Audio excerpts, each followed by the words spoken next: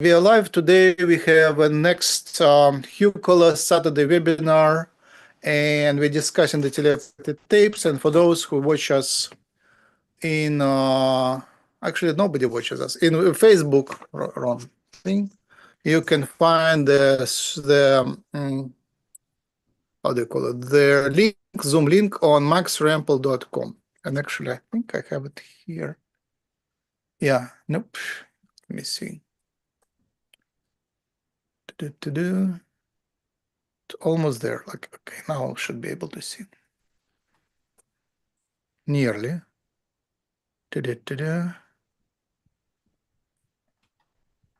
And a little there. It doesn't. How do you call it? The margins are wrong. I'll make it a little tinier, and then later I will fix the margins. Maybe that. Finally, maxrempel.com is there. Anyway, so if you go there, you can get Zoom link. And I have with me Shakti and David Lotherington. Welcome, Shakti. Welcome, David. How are you? Thank you. Good. So that's our next episode. We discussed the telepathy tapes. I think we did 3, so that would be likely 4th. Is it right, Shakti? I think this is 3 or 4. Yeah, we don't remember.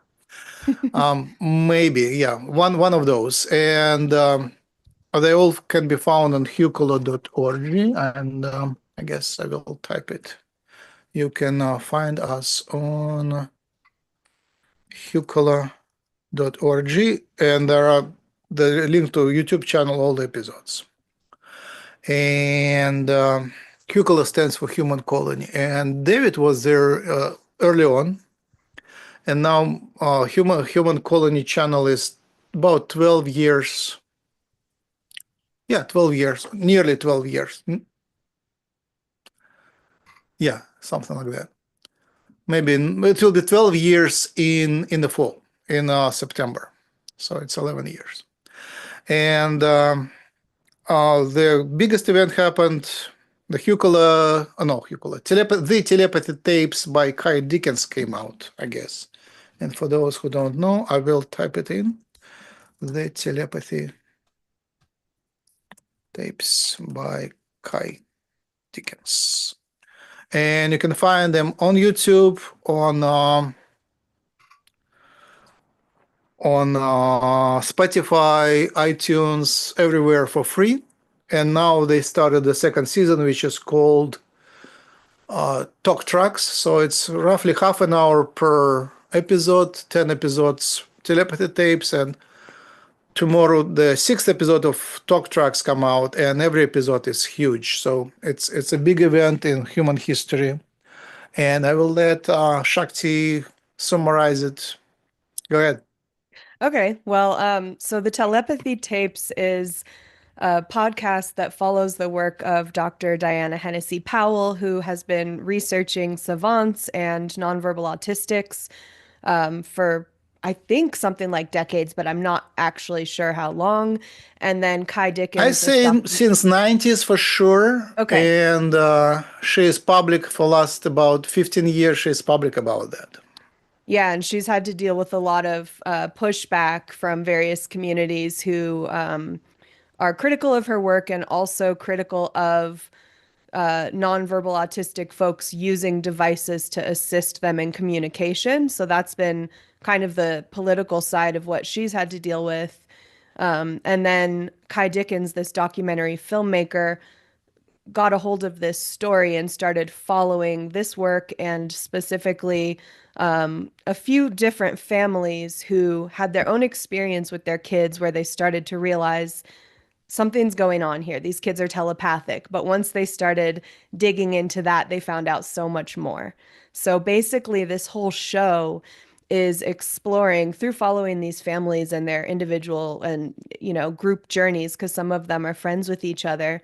They're discovering that beyond just telepathy, these people are expressing different functions of consciousness that some people call psi phenomena. So, like, there's some of them talk to people who have gone into the afterlife or are no longer in their body living in this world, or they're able to connect with non-physical entities and maybe something like what people call angels, and maybe some of them even have healing abilities. So it's kind of this whole can of worms, but the beginning is just tracking the telepathy because it's something that they can easily prove, and it's just blowing everybody's minds. Oh. You can move the camera down a bit, but that's great. So, should I add anything? Okay, my take is obviously like I come from Russia, and I left Russia when I was 32 in '96. So for 30 years, I was brainwashed into revolution culture. So revolution was huge. So everybody was supposed to be a revolutionary. No, not just not make a revolution in Russia, but like in the world, like bringing the communist revolution to the world. That was the main idea. So what happens is a peaceful revolution, telepathic. Doing this, the math, statistics, roughly what they discovered is that autistic people, children and adults, are telepathic, usually if they are non-speaking. The word non-verbal was perfect until they started typing. So they became verbal sort of typing, but not using voice for speaking. That's cool. And roughly there is about 1 million of them on a planet. I think I forgot the math, but I think 1 in 300 or something like that. So there is and the key is that they talk to each other remotely with high precision. They easily talk to each other. It's much harder for them to type rather than to telepathically talk to each other. And they connect in groups of several people, kind of. They have clubs, and they can introduce each other to each other. So I'm watching now. It's called The Bee. Hold on. Can I do that? Let me try. Yeah, it works. Let's be telepathy on YouTube. Cool. So it's easy to find. Let's be telepathy on YouTube, and there, like in real time, a group is communicating, and Adriana and Noah is a non-speaking telepath who introduces other telepaths to the group, and he collects people together. Hey, come together in the astral, and then there is a channeler medium. There should be a new name, but essentially mind reader who is vocal,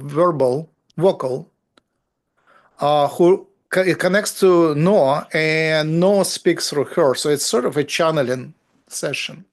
So essentially, they can just come together in the astral and then translate it to vocal language online in real time. And it's very believable. I take it as very real, super real. So their revolution happens in a peaceful way because these nonverbal people are unplugged from the society, and they are actually, they have to be super peaceful to be functional. They have to be loving and non-selfish, non-egotistic.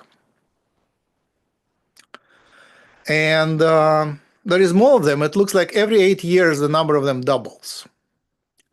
So 1 million becomes 2 million, becomes 4 million. And they started teaching, they used to teach normal people, vocal people, telepathy. And now they do it with, we have Adriana. I just allowed her in. Oh, great. Yeah. Hey, Adriana, welcome. So they teach vocal people to read to telepathically connect, and teachers of and caregivers of autists they learn telepathy, and so pretty much it's open to everyone. It's just a switch of the it's a learning process. It's like meditation but different. And with that, I offer the microphone to David for your reflections.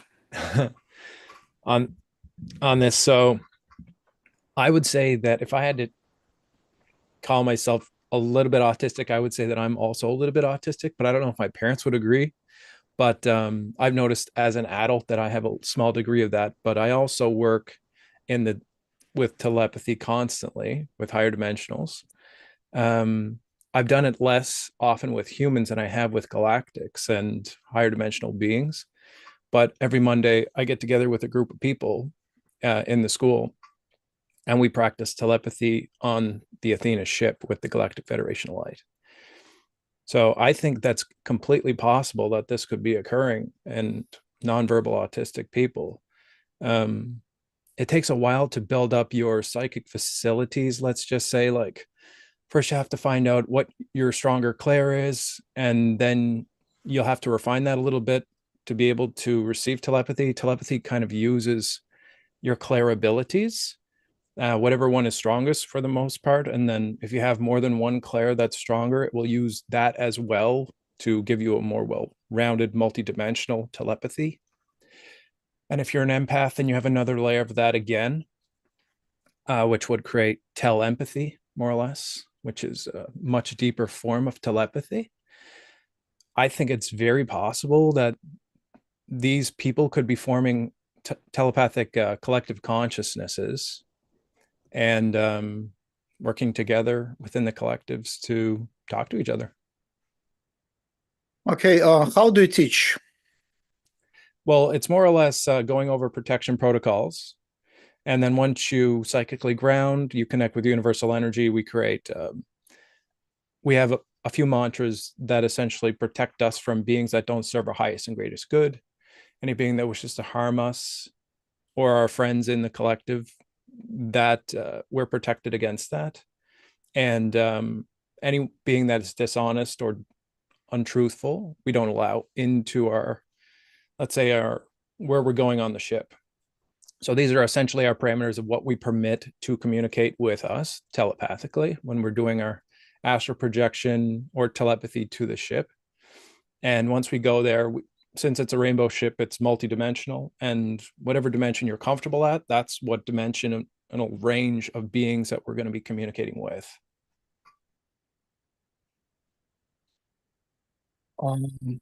So the first question, if I want to go into next question, if I want to go to meditation, what would be the key word to bring me there? If you're in the state of meditation, you want to go to the ship, Yeah. I wouldn't recommend it unless you're with a group of people that are comfortable with the frequency of the ship.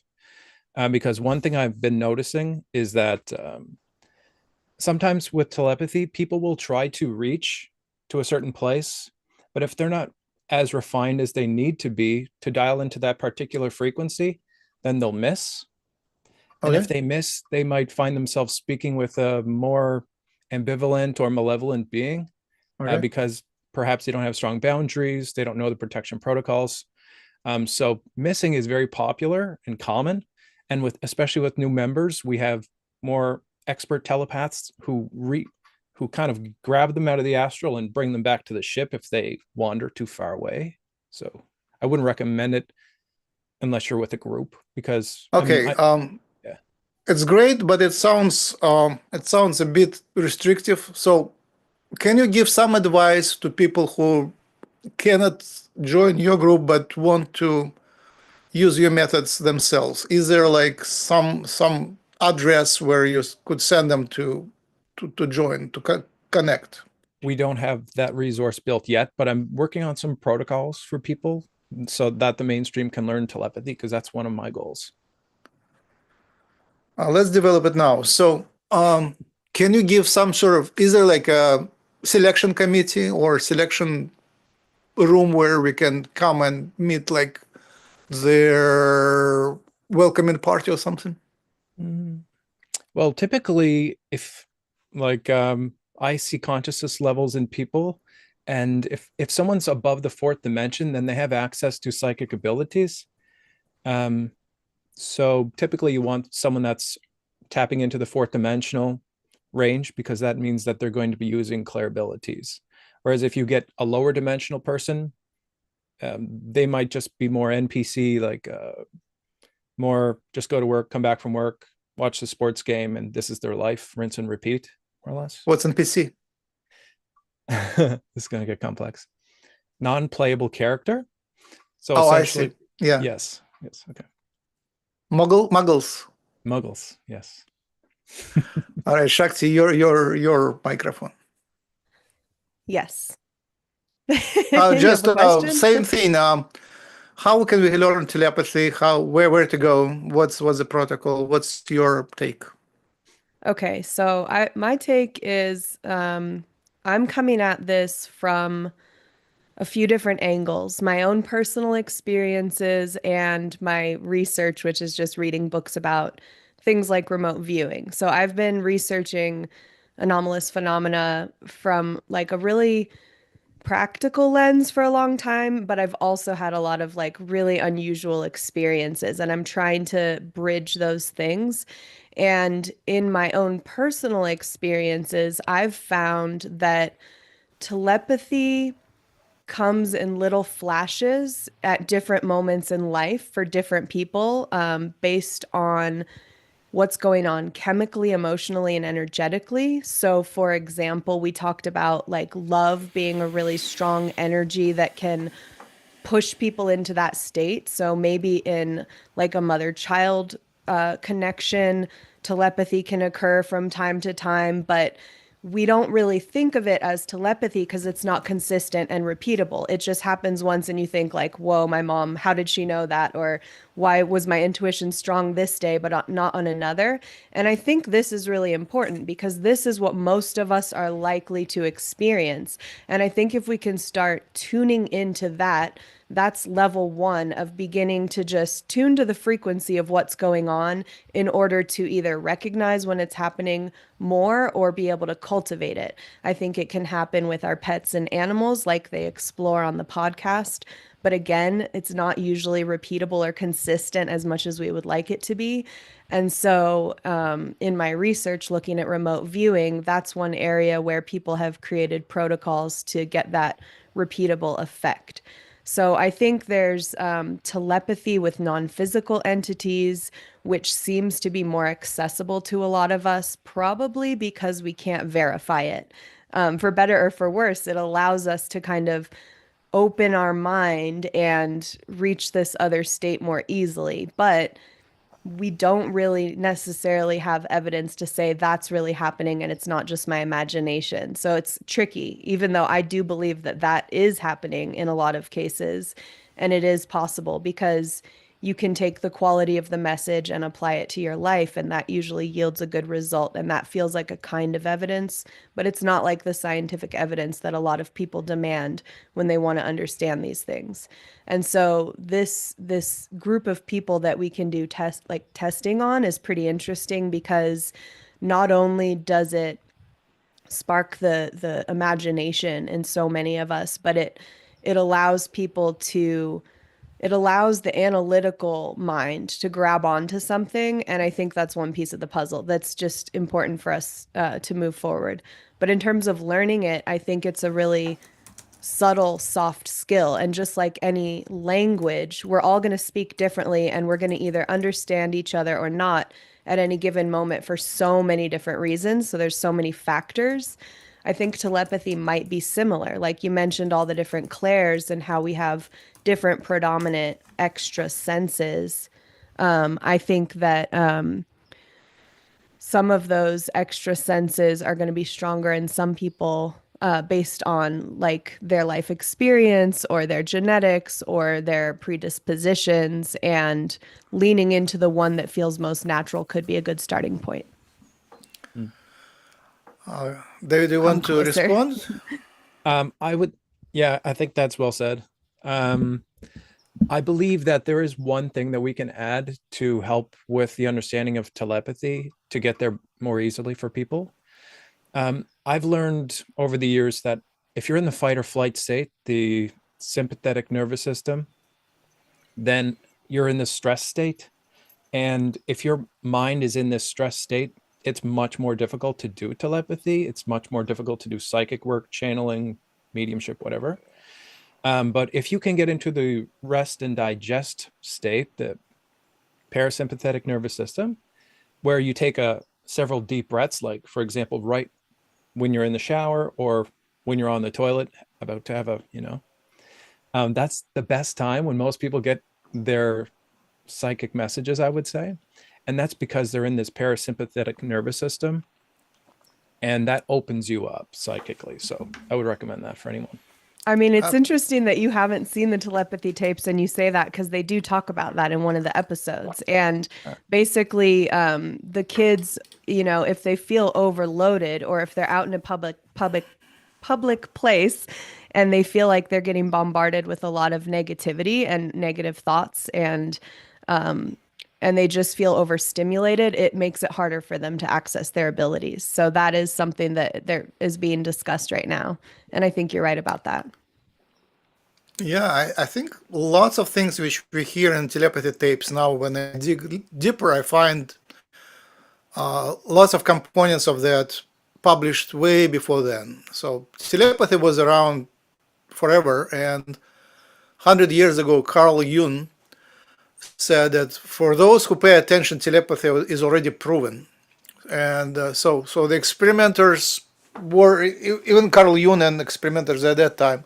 There was, by the way, Russian experiments with Pavlov and Durov, telepathy with animals and stuff. Just to give it some example, I was, after the telepathy tapes episode about animal telepathy came out,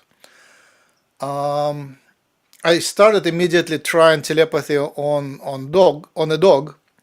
We had a guest dog, and I was walking the dog, and he was very interested, sniffing things around. We were walking through the nature, and I thought, let me send some meaningful message. And I said, just look at me, just look at me.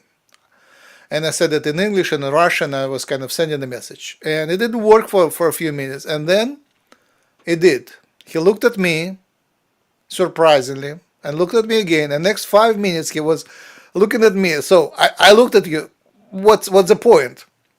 He was like very surprised. Why do you bother me? Like, it's so much interest in here, and why should I look at you? So that was very clear. He was very upset, like that I'm bothering him with nonsense. But the message, he received the message just fine. So the messages usually have to make sense and be justified, and I would say what's that word, when it's somebody agrees to receive them, consensual. So we have Adriana and Wendy. Let's try. Adriana, do you want to speak up or to just type your question? Good morning. Sorry, it's early on the West Coast. I was wondering what role you guys feel, if you could talk about alexithymia and introception, what role you think those things play in all of this? Can you explain what those are? Alexithymia is? Yeah, alexithymia is a very common symptom on the spectrum, and it is the inability to parse and express one's emotions. So, for example, someone might be feeling stressed and they're not aware of it. They just, might feel some chest tightness or something. And then once they feel the chest tightness, they don't know why they're feeling the chest tightness. And this can lead to emotional blow-ups. They also aren't able to say, okay, well, if I'm feeling chest tightness, then therefore I'm feeling stressed. I need to express myself to so and so or get myself out of this situation. So that's basically what it is. And then interoception is the inability to sense or express or parse what is going on inside one's own body. Okay, super cool. Who wants to take it? I have a take on this. And Yeah. I mean, none of us are experts on autism here, so we can only speculate. But what I could say is there's a theory by this man, Tom Campbell, and he talks a lot about like consciousness as this big thing that's outside of physical matter reality. And so I Mhm. think conditions like what you're speaking about have to do with the break between the body functions and the consciousness functions because our bodies obviously are we all come with different constraints, and so people that are far on that end of the autism spectrum, they have all kinds of different symptoms, but the ones you're talking about, it sounds to me like there are maybe like neurological things going on, physical things going on, and maybe mental constraints that are causing them to just function differently than we do. But their consciousness is unbounded in a way, like it goes beyond all of that. And so, what we're seeing in these kids who are able to meet remotely in places that are kind of like astral realms to some of us, what we call astral realms, it seems like when their consciousness is outside of their body, it's really operating at a higher level than what they're able to express because their physical functions are constraining them. Mm. And the I never knew the word for it, but a friend of mine who used to work with autistic kids and other disabled folks was telling me that one of his students would didn't know how to respond emotionally to something. So he would say a joke and he would watch that person go through the Rolodex of every different emotion. It's almost like they're trying each one and then landing on the one that made sense, like based on what our society thinks you should do when someone tells a joke. But it was funny because he would get angry, he would laugh, he would get kind of sad, he would go through all these different feelings. And then when he got to the right one that he knew logically was right, he would actually write it in his journal. Like, I knew how to laugh at a joke. I laughed at a joke today or something like that. So I think that's similar to the condition you were describing. Super Yeah, cool. that is very much one of the aspects of it. Yeah, the reason I bring it up is because it's so interesting that the contrast between telepathy, where they experience a very fluid communication and no difficulties in a sense with how they feel or any of those things, to the exact opposite in everyday life and the constrictions that it brings. I can say a couple things on Uh-huh. that, if you don't mind. Yeah. I think that the brain offers limitations and the body offers limitations for us as conscious beings. And if we're able to escape the body, which is restricted, and enter into soul, then which is, consciousness more or less, we're not limited by the same restrictions. Like, for example, if I'm astral projecting onto a ship or whatnot, I can do backflips and I can do 7 backflips up in the air. I can do the moonwalk, but in real life, that can't happen. So there's just this part of yourself that you can explore consciously that you can't express physically. And I find that quite interesting. So this might be why they're doing that, to get around Yeah. perhaps a physical condition of the mind. Like perhaps a psychopath might have some more emotions in consciousness than they would in physicality in the same way, because that's a gray scale as well as autism, right? Yeah, Right. good. Oh, no, I forgot my thought. Go ahead. All right. So I wouldn't say that I'm not an expert in autism because I think my family with lots of kids we are borderline. We are functional, highly functional, but now I'm watching autists on actually Instagram. If you just look for autists on Instagram and YouTube, you can see them, you can connect to them. It's there are very popular accounts where just demonstrate the traits of autists. And I recognize my traits and the traits of others in my immediate surrounding. And actually, my friends, we are, in science, we are alien. We have a lot of alien experience, some of alien DNA, and that brings us to science. So I overwhelming with being overwhelmed with information. I think everyone in modern society is overwhelmed, but some are super well. And then ability to read at least emotions and minds and being overwhelmed by just being in a big group. Like I thrive on that energy, but I'm overwhelmed maybe in half an hour. And some of my close people are, run away in seconds if they're in a big group. They just can't take the energy. And I was thinking it's curable, but it's not. If they are open, they're great with animals and plants, but among humans, if they read minds or at least feel the energy, it's like my job is to go to lectures, scientific lectures. I can survive there maybe for 10 minutes and then I run away. And imagine myself in school and college. In college, maybe I attended maybe 5% of lectures. I don't know how I survived there, but that's I couldn't take it. I just couldn't. It just was too much in the lectures. That was tough. And if I force myself, then a couple days I have to recover after that. So it's a very real thing.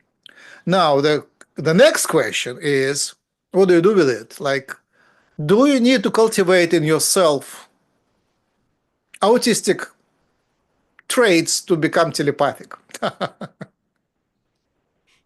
Do you need to be unable to connect to emotions? Do you need to be unable to function? Do you need to be unable to be in human presence of large groups to become telepathic? Is it exclusive? Can you be a functional human and telepathic, or you have to be somewhat non-functional to become telepathic? That's a hugest question. Good one. Can I jump in? Yeah. I think that all humans have psychic abilities innately, and we lose them by the age of like 6 or 7 years old due to programming from the parents, perhaps due to fluoride, or other things that are contaminants essentially for the physicality. While you're on fluoride, I'm finally installing the filter for fluoride. I already bought it. It's like today we'll get the last connector and we'll see if that helps my telepathy in any ways. Hopefully. I can say, because I eat a lot of meat, that it's not a factor of meat. And a lot of people in the mainstream might say that you have to be vegan or whatever to be more psychic. But I can attest that that's not the case, because I was on a carnivore only diet for several months. And the vast majority of what I consume is meat right now. And it's not influencing it. And if anything, I've been able to reach higher dimensions because I'm eating a cleaner diet without processed foods and whatnot. So that's one thing I wanted to add, but I kind of lost my train of thought. No. Yeah, it's the main question. How should you be? How autistic you should be to become telepathic? So diet, else being able to tolerate politics. I mean, that's the hugest nowadays. I think I don't know how to answer that question, to be honest, Max. But like, for example, if I'm speaking in front of a group of people, that has always been my greatest terror. But now I speak in front of smaller groups of people quite often. And it's because of the empathy, right? Or clairsentience. We're feeling what the audience is feeling. And if they get uncomfortable or they go, ugh, at anything that you say, you feel that ugh inside of you, and it causes you to like have to process that emotion for the moment, which can make public speaking very difficult. Oh, the cat. Yay. Oh, cute So visitor. the truth has come. So the cats are telepathic, and then they are carnivores. They're Yeah. like super killers. Oh, by the way, my theory, unrelated to telepathy, my theory is that the cats actually breed mice. They breed mice, they don't kill them, they bring them home and make a colony, and then they have fresh meat anytime. Good theory. Oh, that's right. why they drag them home and they don't They're kill them. farmers. Exactly. They breed, they're Ah, farmers. I mean, interesting. there is a lot of stored rice and stuff, and so the mice feed on that, and the cat feed on mice. I think that's farming. So is it the chicken That or the makes egg? sense. Does the cat bring the mice, or do the mice bring the cat? Ah. Okay. Okay, The rest of the rest of the webinar we'll discuss that. I have a thought about your question, Max. Uh-huh. So going back to the telepathy tapes, because I remember in episode 3, somebody, I forget the name of the person, but one of the non-speaking autistic kids tells the mom, you can't get the kind of gifts I have Yeah, if you lie. If you Mm. lie. And that really stood out to me because there are also teachings that I learned about in my upbringing, like from the Yoga Sutras and things like that, where they kind of encourage you to cultivate a truthful being in order to access higher powers. And so I don't think there's a one size fits all because, like you said, some people can be vegan and get better psychic powers. Some people can eat meat and do it. Some people can smoke cigarettes. Some people can't. Some people can, there's just there's so much variation. And I think that's great. I'm glad life is that way because it would be so boring if it wasn't. But I think there are certain things that we can try out and find out, does this protocol work for my person, So one of the ones that I'm really interested in is cultivating that truth. And I think that relates to autism because on the autism spectrum, what you have is a range of people who are either filtering or not filtering what they want to express, And so a lot of times people who don't have a lot of filter end up being diagnosed with like a kind of autism, or they used to call it God, what was it? What was their use Asperger's syndrome? Remember when it wasn't like a super pronounced fully autistic, but they're somewhere in the middle of the spectrum. And those people, a lot of times they're blunt. They don't know social like niceties and they just say what they're thinking, or they'll just make an observation without recognizing that that might impact someone and emotionally and things like that. So I think that's one thing that all humans, no matter where you are on that spectrum, because we are all on it somewhere on it, I think we can all cultivate authenticity and like taking away our masks and our filters. And in my own experience, I feel that that has given me greater access to deeper understanding of other people, which I consider to be a kind of telepathy. That word telepathy that you said, I thought was really cool because I'd It's never from heard that. Bashar.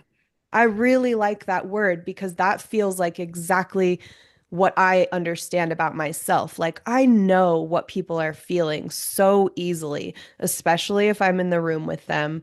But even if I'm not, even if I think about them, I can sometimes feel what they're feeling, or that's my perception at least. And so I think that's a kind of telepathy that's not like verbal communication through the mind, but it's a deep understanding of a layer of information about what that person has going on in a given moment. Yeah, I have that. I use it a lot in work relations. Like if there is something that is decided behind the walls, I don't see the results. I can feel it, and especially if it is important for my career and stuff. It's hard to call career, more like professional money making. Yeah, for money making. I can feel the decision way before it's communicated to me. I know it turned this way, it turned this way, and it takes my inner energy to sort of participate in that decision. But then I get just the confirmation. Sometimes they take me by surprise, but usually don't. Usually I can read minds, at least that. I don't read individual thoughts, but the whole idea is like how it tilts. I have very good sense of that. And when somebody is obsessed positively or negatively, that feels like one nice lady was considering me as a romantic partner recently, and she was appearing in front of me. I said, "Hey!" So that was very clear telepathic or whatever appearance. She would come with mine to me, and I was, hey. But then it was clear she stopped coming. There was no physical communication. It was just coming, thinking, gone. Whenever she'd think about you, you'd get a visualization of her. It's not fully visual, but it was very recognizable energy pattern. Partly visual, partly something else. I usually not always visual. I'm not always visual, and certainly, yeah. One of the thing that is discussed everywhere, including telepathic tapes, is that you have to turn off your speech center. And Diane Hennessy Powell, the medical doctor, I think she MD, PhD, or maybe MD for sure. She says she discusses in her book some enigma. I forgot which enigma. I will type it in. Psychic enigma or something like that. ESP enigma by Dr. Powell. She discusses anatomy of the brain a lot, and right brain, left brain. So essentially, you have to turn off your speech thinking to become more telepathic. You have to think in some sort of other ways, non-vocal. In the mind, you shouldn't use vocal centers, and that is very strong in me. Like when my family members force me to speak when I'm not in a speaking mood, I would. Now, when I realized, I was very surprised why or in yoga studio or in meditation, I cannot switch from meditation to speaking. It takes me. I have to get out to speak. So now I just explain to them, no, talk to me telepathically. I'm answering telepathically. Don't bother me. I don't want to speak. So India, Mahatma Gandhi, he had Mondays non-speaking. He would write, but he wouldn't speak. So he would communicate to people in writing, and that makes a lot of sense now. I think there is something to what you were saying, Shakti, regarding truth and a resonance, and something you were saying, Max, about the mask, and being able to see the intention of people behind the mask that they're actually revealing to you or showing you. Like, for example, for me, this happened a while ago. I was in Mexico, and I had my friend and I, it was dark out, and my friend had this wireless radio, and it's a bit of a story, but I'll make it short. Essentially, I knew that he wanted to take this radio, and we were walking for like 10 minutes to this buffet, and he was driving in a golf cart, the guy that worked at the resort. And he came up to us right before we were about to go into the buffet with his friend. His friend got off the car and he said, "Hey, can I see your radio?" And I told my friend before he got out that don't give this guy the radio. And he said, "Can I see this radio?" And my friend was like, looked at me like very weird, like, "Why did you just tell me that?" And then he asked, and then my friend said, "No, you can't see the radio." And then he reached out and tried to grab it. And I just looked at him and said, "My friend and I are very fast runners." And then they both ran away. Like one guy ran away and the other guy drove away on his cart. So I think part of telepathy is really tapping into the intention. And we can see behind the mask that people portray. Like if someone is fake, we can see through that, which is a really powerful tool. I think that's an empathic tool that essentially all empaths have. They can detect through bullshit, you might say, and they can tell when someone's lying, right? So, and we all need time to ourselves where we can recharge. Like Max, you were saying 3 days. I think that's a long time, but and it might help you to cut cords after speaking in front of a large group of people, because then you're separating energetically from all the people in the audience faster, and you're consciously using your will to cut those cords instead of having to just like let them naturally detach. Okay. Wendy wanted to speak. Are you ready? Oh, Salesh also. Wendy or Salesh, whoever wants to Oh, speak. go ahead, Salish.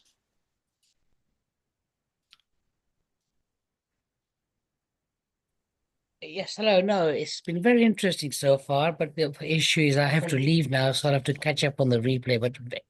And thank you for the websites, Max. It's really appreciated. Thank you, gentlemen. Salesh, do you have ladies. telepathic experience?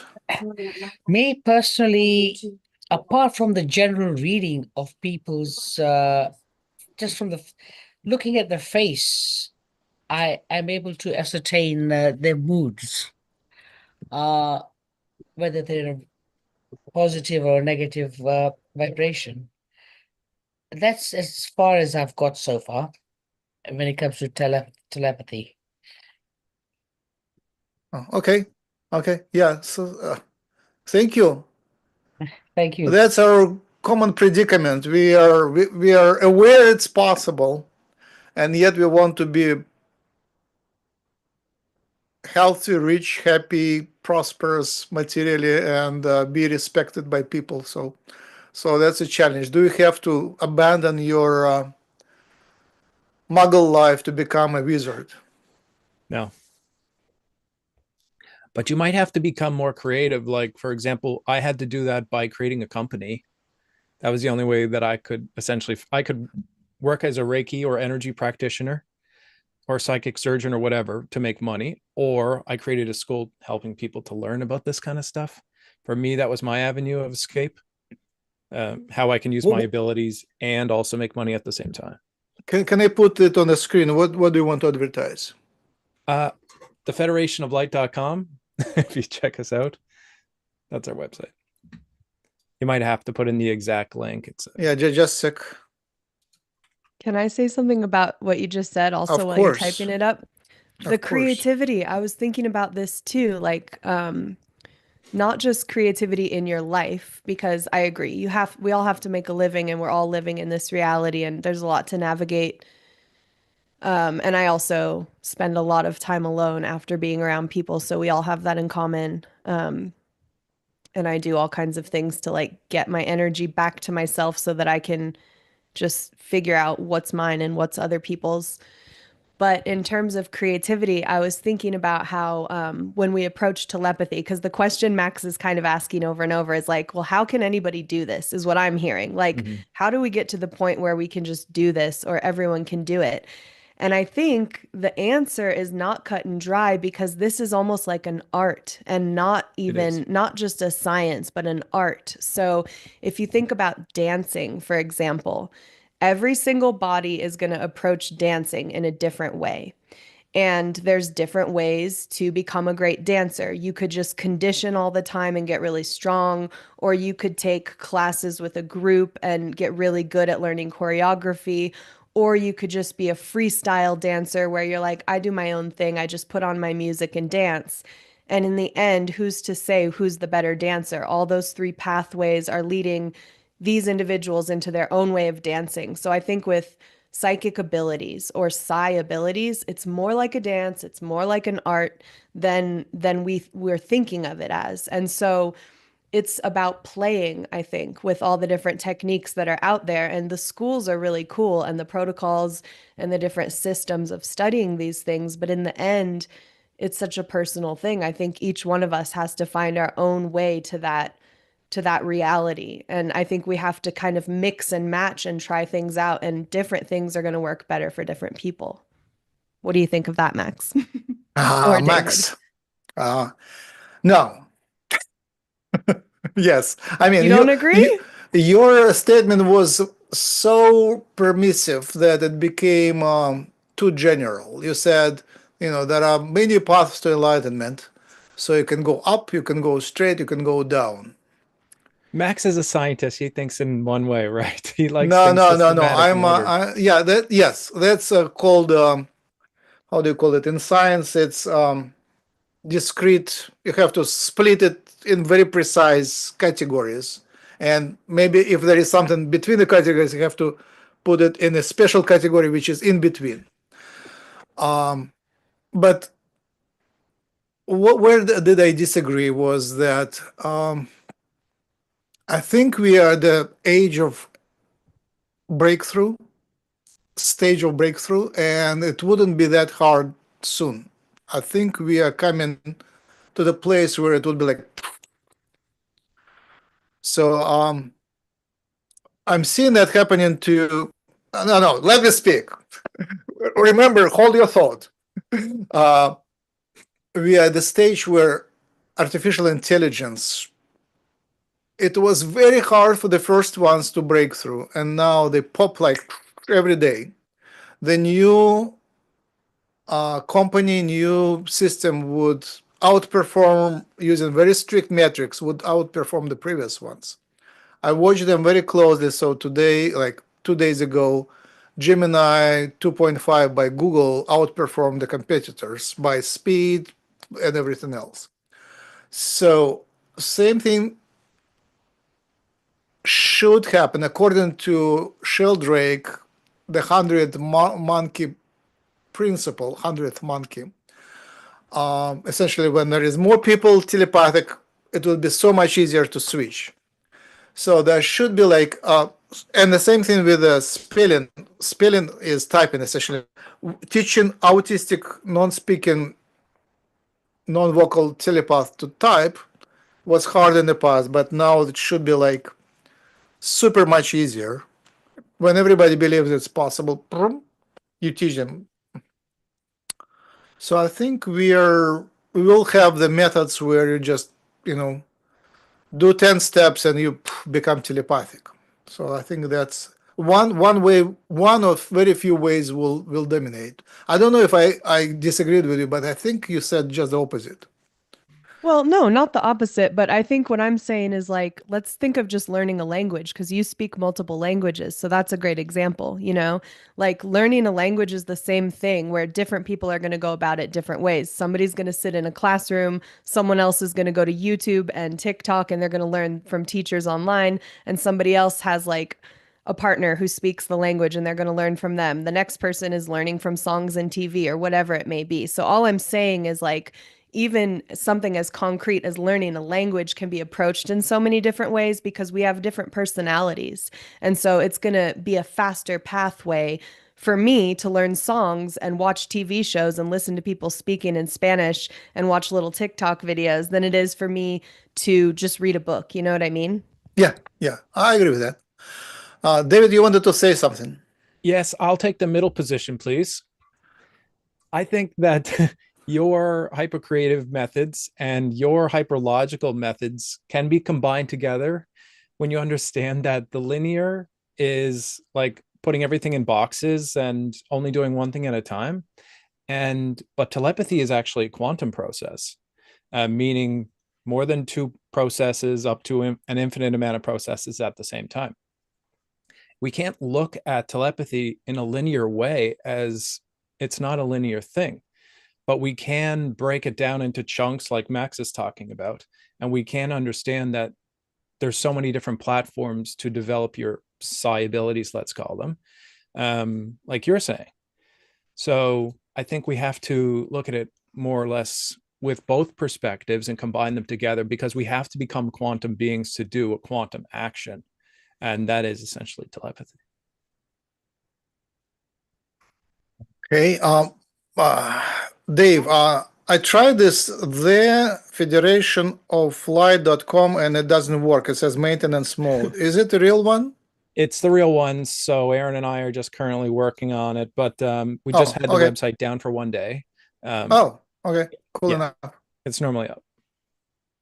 Oh, yeah, Wendy, please. Thank you. So yeah, I definitely agree with the dance theory that people have come in with innate abilities, some stronger, more gifted and some have to work a little harder to it. But can everybody dance? Yeah, everybody can dance. Can everybody learn, one or two moves? Yeah, of course. And I think it's the same way with telepathy.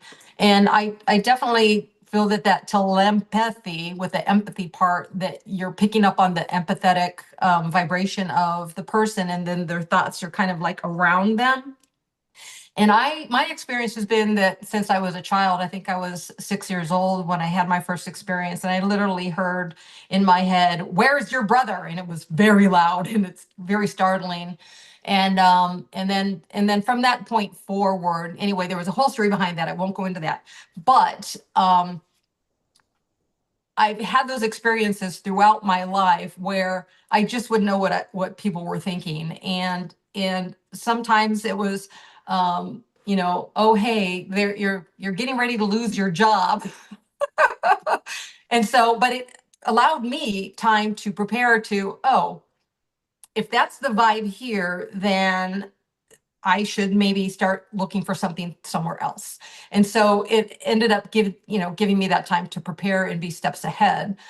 Also, I have noticed within, I think the last year really strongly, but the last 2 years, that I've noticed that other people in my associative group, family, friends, whatever, there's been more, "Hey, you're reading my mind" kind of going on. And so we've all noticed that has been, coming up more and more. And while we were having the discussion about, how are you connecting in that, and I was listening to the conversation, but my husband came downstairs and then he made a face, turned around and went back upstairs, or to go back upstairs. And I turned and I said to him, I said, "Oh, you forgot your phone." I said that to him out loud, and he came back down and he's holding his phone in his hand. So being able to pick up on the thoughts that people are thinking, I don't know that you necessarily have to be like in a meditative state and, oh, I'm concentrating on picking up your information. But I think when you're tapping into your psychic abilities to any of your clairs, if you're focusing on developing any of your clairs, then the other clairs kind of also move into that higher level of consciousness, because I think that's what it is. I think it's being open to the consciousness of, the people that are around. And I know also that whole like being around a large group of people, I noticed that I need my downtime afterwards too. And I do work with a lot of grounding that helps afterwards, the whole clearing your energy, whether you're working with violet flame or whether you're, cutting cords, any of that, and, kind of pulling your energy back into yourself, because sometimes when you're out in a group of people, your awareness can be like, oh, what about this and this and this? And so you can have your kind of your energy spread all over the place. So kind of like a fishing pole, like kind of like reeling your energy back in. So it's like, this is my energy, your energy is yours, my energy is mine, kind of thing, that seems to really make a big difference, I think, for me. And then the other thing I've noticed too is that being in, like, say, a large crowd or something, that all the extra noise, same thing. I'm like, like I can't be in here. But if I get in the now and I get into like joining the party kind of thing, where it's like, oh, everybody's talking, so I'm going to be talking too, or everybody's, dancing and, having a good time, then I'm going to do that too. And so if you're more participatory, I think in the now moment, that desire to like shut down, run away and not be involved, just leaves. And then knowing that, once you are back in like your own space, that's when you can kind of like regroup and, come back to balance, because I think that's really what it is, right? As you're just getting back to balance.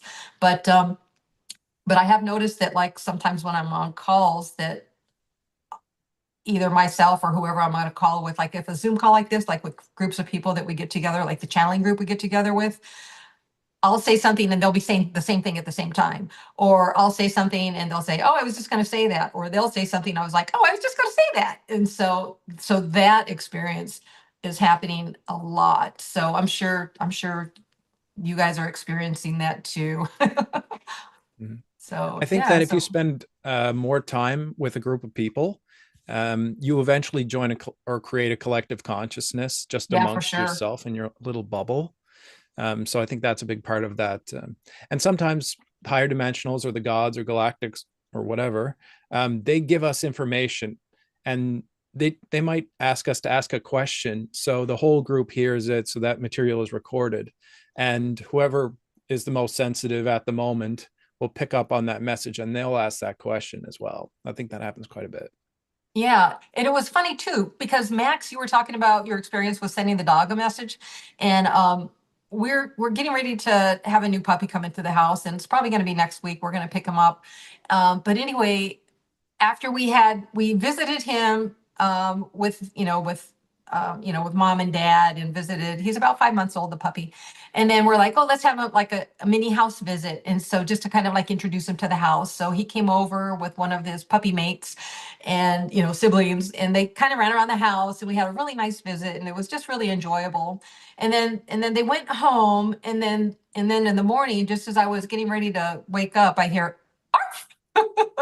And I never heard him bark while he was here. And I was like, I wanted to like hear your sound. I wanted to hear what you were like. And I had been thinking that. And then when I heard that, I was like, oh my God, he like spoke to me. He like gave me his bark so I could hear his bark. But I'm sure that once he gets in the house, we're going to have some fun experiences with telepathy, with little conversations. So the bark was physical, but he was responding to your thoughts. That's how it was. Yeah, the bark sounded physical. He wasn't here in my house. Oh, he anymore. wasn't Already- there.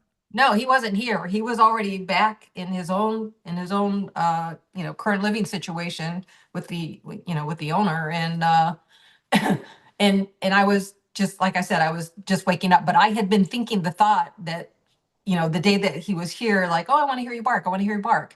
And I never heard him. And then the next morning, after he had already gone home that afternoon, and then the next morning, I heard that, that kind of that sharp little, and I was like, Wow. oh, so yeah, so that was an unexpected experience, but I recognized the telepathy communication that the two of us shared in that moment. So yeah. Wow. Reflecting on so Mahatma Gandhi considered his main teacher Leo Tolstoy, the Russian writer and teacher. Tolstoy lived over 100 years ago, and so Tolstoy. I just recently heard the interview of his daughter, and I was struck by the teaching, essentially, of Tolstoy, which she retold to us that he taught her to like people. That was weird. Like liking soldiers during the revolution, liking everyone around, just not being against them, being. So I'm translating it like liking moguls, liking non-spiritual people.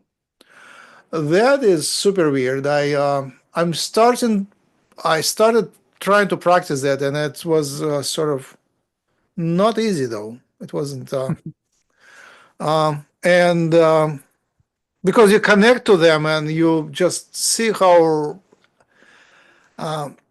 everyone is essentially the same universal consciousness, but we are sort of work in one paradigm, and then they work in another paradigm. And from my perspective, they work in a very self-harming paradigm. But I'm not supposed to criticize them or even teach them. I'm just supposed to like them, and it's hard because it's painful. I think you have a point there, but I think you were mentioning that too with the political, like the duality. And I think when you hit that neutral point, the neutrality to say, hey, you want to have this experience, which maybe I consider less negative or more negative, and you're having this experience, which I consider more positive. But instead of seeing each experience as negative and positive, for me, what's helped is finding the neutral. And I feel like I've always been like this, where people will be like, oh, you should be mad about that, and da da da, and I'm like, I don't feel that way. I've never like felt that way. And yeah, I may have been hurt, here and there along the way, or I may have hurt people along the way. And then then that I feel like is forgiveness work. But I think when you get back to that neutrality, that 0 point, or, the center of of the infinity symbol, and when you can say, okay, this is low and this is high, but I want to stay in that neutral zone, that allows you to see more, that to acknowledge, that, well, that's their experience and they chose to have that experience, and I'm allowing that. I'm not going to contradict it, and I'm not going to judge it. I'm just going to see it for what it is. And the same thing with somebody who's maybe having a more, spiritual experience than what I may be having. I won't try to say, oh, I want to be like that, or I should do this, or I should do that to be more of this. No, I have to accept myself with where I'm at and say, I love my experience, and my experience is exactly divine for who I am and where I am right now. And when you come into that neutrality and just say what is, I think that helps to, when you're looking at another maybe collective or a group of people that are doing something that you would, I think in the past, because of how you're raised and what you're taught, that idea of, oh, well, that's not right. And stop saying that to yourself, that, oh, that's not right. And to say, oh, I see that, I acknowledge that that's not my choice, but that's their choice, and they have the right to their own choice. That whole, free will paradigm, I guess. Right. I need to take a couple minute break. Who wants to take charge, Shakti or David? Who is more really? Adriana had a hand up for a while. Do you All want to right, jump in? Shakti, I'm leaving you responsible for a couple minutes. Okay. All right. Yeah, something I find so interesting is the contrast between the difficulties people on the spectrum have communicating on a day-to-day basis, in contrast with the telepathy experience that they have. And it even comes down to how they process empathy, and mind blindness, the inability to see a different perspective. And I wonder why a soul would choose these things sometimes. I mean, I also think, like you, that we come into life over and over again to have different experiences. I have no idea if we choose it or if someone else is helping to orchestrate it or if it's a combination. But what I imagine when I ask myself that question is that there is a reason for all the different kinds of experiences that we have. And what is so clear in this Telepathy Tapes podcast is that these souls they're like angels. They're like these beautiful heroes in a way. When you actually go through this episode by episode, like I was crying each time because you find out a little piece of their personality and you realize how honorable they are. For example, one of them was trapped for a long time without being able to communicate, and his mom was in an abusive relationship, and he was telepathic, so he knew every time that abusive partner was going to attack or what they were plotting, and he couldn't do anything to intervene because he didn't have control over his faculties in the way that would allow him to do anything about it. And so later on, when he could use the spelling techniques to start communicating, he was able to like tell his mom that. And she just had this deep realization of what an evolved soul she was dealing with. Like what a powerful, loving, compassionate, beautiful soul was there. So, I mean, I think we can only imagine things about this, but I imagine that these souls who have, if they chose to come into this life and be a part of this group, who are super constrained physically and suffering in a lot of ways, and at the same time, they're given this gift of being able to connect with each other and have that support with each other. And then little by little, they're able to break through all of those constraints and they start to communicate with their families and then scientists and then the whole world, because this podcast was #1 in America, at least for a couple weeks. And it's like they're having this huge, powerful reach. That leads me, that's enough evidence for me to say these are great souls and they probably did have a plan. I mean, again, just imagining, but that's it. I'm like, would make sense to me. Yeah, the Yeah, it's like what they experience on the hill is so in contrast to what they experience in a daily life. And I've been reading a lot more about neurodiversity recently. The thing that strikes me the most is the inability, like how they can hit emotional overload and the sensitivity, but at the same time being unable to read more subtle social cues in a conversation and pick up on the subtler energies and parse them to make sense out of a conversation. So to have this contrast is really interesting, but at the same time, I also think that just like regular humans, not all of them will be that telepathic, just like us. Some of us have more psychic abilities than others. So to assume that all of them that are nonverbal are telepathic would be an overreach.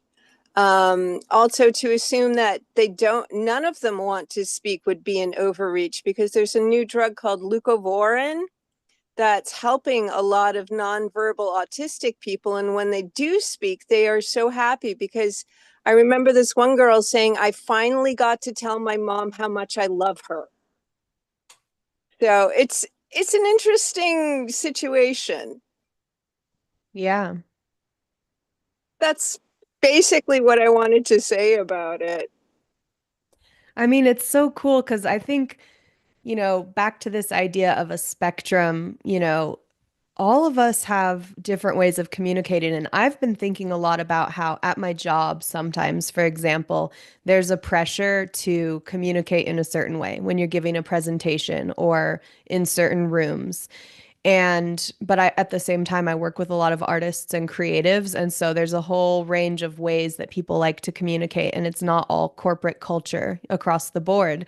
And for me, that's not a problem because I speak every soul language, you know what I mean? So I can connect to all kinds of different people, and I don't need you to sound a certain way, look a certain way, or use certain words or anything like that, because I can pick up what you're putting down. You know what I mean? And I feel like that's something that we can all tap into, that we can learn from these autistic people, is like, how do we go beyond the filters and beyond, the methods of communication and get down to the soul of it? Like, what's really trying to pass between us, And I think that's where all of society could up level really quickly, is just letting go of our prejudices and letting go of this idea that only one way of being is the right way, only one way of communicating is acceptable, and trying to, instead of putting it on the other person, put it on ourselves and say, how do I get better at just picking up on everyone around me, the animals, the people, different cultures, different languages, different socioeconomic levels, and how people communicate. Like, there's a lot of really psychic, powerful people who are not in spiritual communities. They don't have websites, they're not out there showing off with their egos in any way, shape, or form. And they're probably way more advanced than most of the people we see online or talk to, because they're just living their life and they just have those innate abilities. And I think if we all open our eyes, we can see that all around us. And we can probably learn a lot about how to tap into our own telepathy through observing and interacting with those types of people. Yeah, I typed the drug. It's interesting, leucovorin. So whether they are telepathic or not, that's the non-speaking, the non-vocal ones. I assume everything is telepathic, except some people just are not there.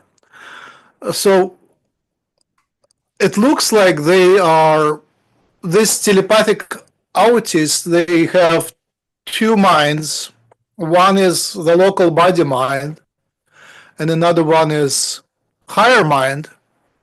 And this higher mind cannot control the body, so the local mind is in control, and usually it's very animalistic and very weird. Sometimes it's just clumsy but nice, but sometimes it's aggressive, like animal aggressive, and self-destructive too. So there is a lot of anger, which could be their own anger, or it could be they're picking up from surroundings. Like I see that in many pairs, like mother-child or usually mother-child, mother is pretty much as extreme as a child. So when the child is autistic, the mother is extremely controlling. And that is possibly a survival thing, but in one of the episodes of telepathy tapes and talk tracks, you can hear them actually being really angry. Like somehow hid it carefully, but then in one episode they just speak up their minds. And these are angry people, so not like us. We are like sweet and we are against anger. We are dumping our anger, but they are in control in anger, and you can see in videos they're pretty tough with the kids, like pushing them, forcing with the willpower, like not even touching, but willpower. They're pushing them. Be telepathic. Do it. Speak up. Type it. I don't think they can type without actually push from someone. So the willpower from solar plexus is pushed to make them speak.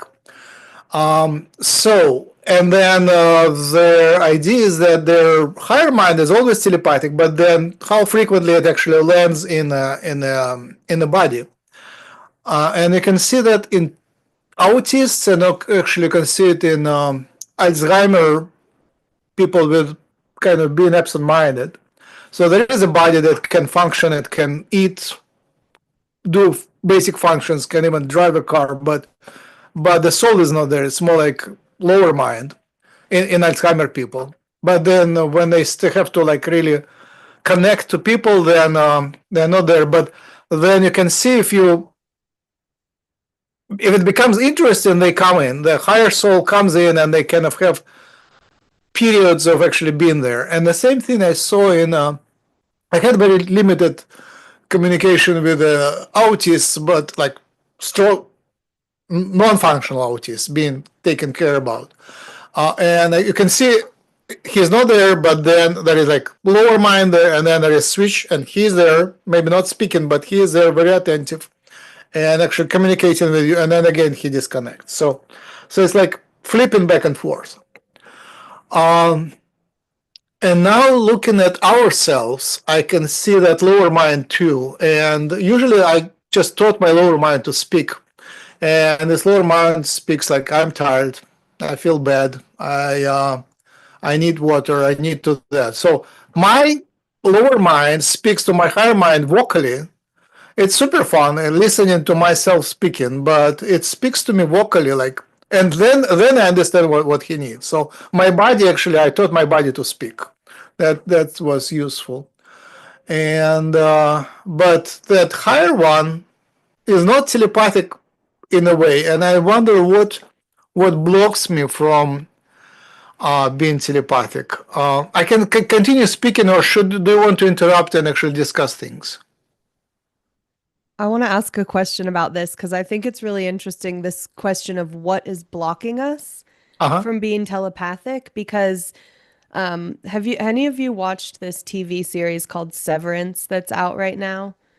It's like a sci-fi story, but the basic premise is that people cut apart their mind so that their workday mind never remembers their life outside of work, and their life outside of work never remembers what they did at work. Oh, that's it's females. It's what? Females, it's feminine trait. Males, like I see my male scientists, they talk about science at home, and female scientists, they switch. Yeah, but it's like these sci-fi stories, I think, are exploring these big questions that we're all asking about consciousness. And it reminds me a lot of like, why don't we remember our past lives? Why do some people, but some people don't? Or why can't we easily understand what goes on before and after this life, you know? And in the show, in the story, you watch these people starting to kind of wake up to this awareness that something weird is going on, and I'm starting to have flashes of this other version of me or this other reality of me. And then I haven't gone very far, so I don't know where it goes, but I'm imagining it's going to build and they're going to reconnect those two severed pieces. And I kind of feel like it's a good metaphor or like a myth to tell the story of what we're all doing is like we're kind of bifurcated in some way when we come into this reality. And a lot of us are on this path of trying to reconnect with our higher self or our other past lives or other versions of us that exist outside of the physical. And in the myth of this sci-fi story, there's actually a physical device blocking people because they had this procedure, you know, there's like a chip in the middle of their mind. But for us, we're like, oh, is it the pineal gland? Oh, is it too much fluoride? Oh, is it some evil entities that don't want us to remember because we're in a prison planet? Or, you know, people come up with all these different theories because we're all trying to answer that same question, what is blocking us? And I really wish I knew. So I Right. learned about this through channeling. Uh-huh. I don't mean to interrupt you, Max. Go ahead. So we learned that it's called the veil of transgressions, and it's actually in place to restrict us from remembering all of our other lives, from remembering our soul family and all the beings that love us more or less, so we can have this lower dimensional, third dimensional experience. Otherwise, because like I noticed that mine was just starting to go up just recently, and I wake up every morning at like 3 a.m. and just be living in a completely different life. Me too, huh? Go ahead. So that's probably happening for you as well, Max. And but it's just up a little tiny bit. I'm grateful that it's not up all the way, because if it was, like, what is David? Who am I? Like, how do I, like, there's many questions that I would have if I remembered all of my lives and all the events that are happening in all those lives. I wouldn't have a linear life. I wouldn't be a linear being anymore. I'd be a quantum being. And I don't know if my brain's ready for that yet. So it's Oh. it's a step-by-step thing we have to go through, I think. Yeah, Adriana, huh? So, one of the things I think that veil provides for us is freedom from our past transgressions. In a recent exploration of one of my past lives, I found out why I have a heavy sense of responsibility in this life is because I shirked a responsibility in a past life. And I made a point of not asking what it was, because if I remembered, and this is my point, if I remembered all that stuff, the sense of guilt and whatnot of all of my past stuff would really be a lot to cope with and probably hinder my ability to focus on what I want to do in this life. 100%. That's so interesting because it makes me think that we need to mature on a spiritual, emotional level to be able to handle that kind of guilt and still move through it and keep going in order to get to that next level of psiability. And some other people have this theory too. So like in this very life that we're living now, we've all made mistakes and done things that were not good. But when you're like 2 years old, you can be a little evil dictator and everyone's going to forgive you because you're just a 2-year-old and you're just learning your power, you know what I mean? And you're raging against the world and doing all this stuff. But then later you're a teenager and you do something bad and you carry a little more guilt with you for longer. And if you're an adult and you do it, it can be so intense that people can crumble under that pressure and maybe they don't even want to live anymore or they can't really function. But the people who can get through that with courage and love and acceptance for what they've been through, they really evolve and those become the great souls. So I think in order for us to access more beyond that veil, we have to be able to accept that we have done all these things and been all these things. And maybe that's not the worst thing ever, you know? Maybe there's like a way to get into like peace with all of that. Okay, Wendy. Yeah. There's a concept that we have all been everyone and done everything. We have both murdered and been murdered and so on. So, and it generates forgiveness towards ourselves and others. Yeah, that's actually one thing that I was kind of going to touch on was, a lot of times within our spiritual communities, we'll call it doing our shadow work. And when you can look at, that dark side in addition to your light side and finding once again that balance point of, okay, I have been all of these negative things, what you would consider a lower vibration, lower frequency. And I've more than likely been all of the higher things. And it's making that conscientious choice to find those parallel lives where you're connecting in that is a frequency match to what you're currently wanting to experience in this life, in this now. So for example, if, so we're talking about the telepathy. So if you're wanting to, tap more into your telepathy, that during a meditation, you could have the focused intent on, since, all the parallel nows are now, because it's, it's all in that vortex of, it's not a linear timeline, it's a circular timeline.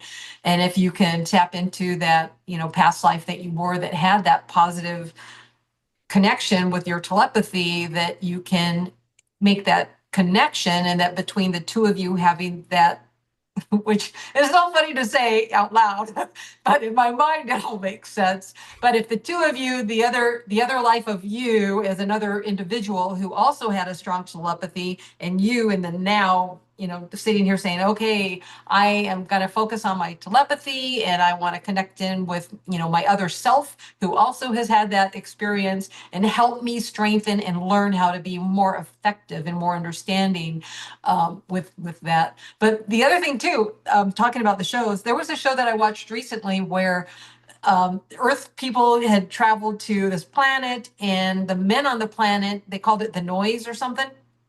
The men on the planet, all of their thoughts were put out, and everybody could hear their thoughts. But the women weren't able to their thoughts weren't being it was only the men that had the noise of, their telepathic, their thoughts were being transmitted out so that everybody could hear them.